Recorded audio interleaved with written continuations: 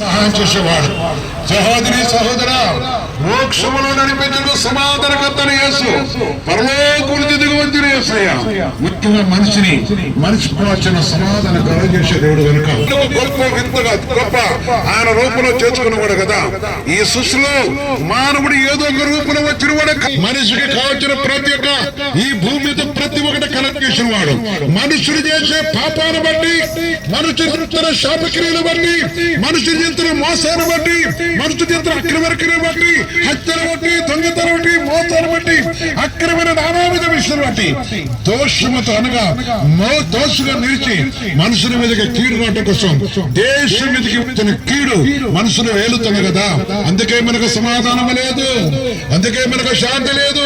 విస్తారమైన పాపల వల్ల అనేక రోగములతో వ్యాధులతో శాంతిని అక్కడ చేస్తున్న కనుక ఈయన శాంతిదాత, కరుణమూర్తి,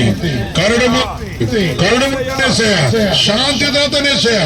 నీ నా కొరకు అడ్డుకోబెత్త రక్తమని చిందించి దేవునికి నీకు దేవునికి నీకు మధ్యలో ఉన్న పాపాన్ని కొట్టివేతుడు,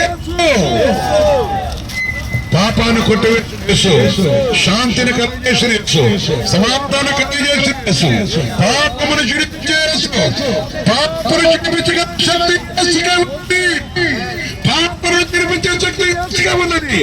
యేసు నామములోనే జీవం ఉన్నది, యేసు నామములో శక్తి ఉన్నది, యేసు నామములో జీవం ఉన్నది.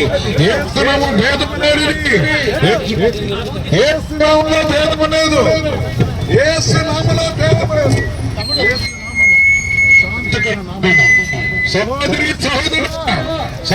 సహోదరా, ఎక్కడ దేవుడిని ఎత్తుకుతున్నావా? ఏది మార్గం ఎత్తుకుతున్నావా? ఏది మార్గం ఎత్తుకుతున్నావా?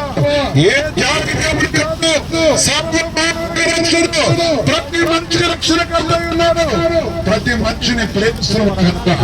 యేసు నామములో శక్తి ఉన్నదని గ్రహించి ఆయన తక్కువ ఆయన ప్రతి మనిషిని ప్రేమించి జాతి మత భేదం లేకుండా యేసయ్యని యేసు నామం కలుగుతుంది.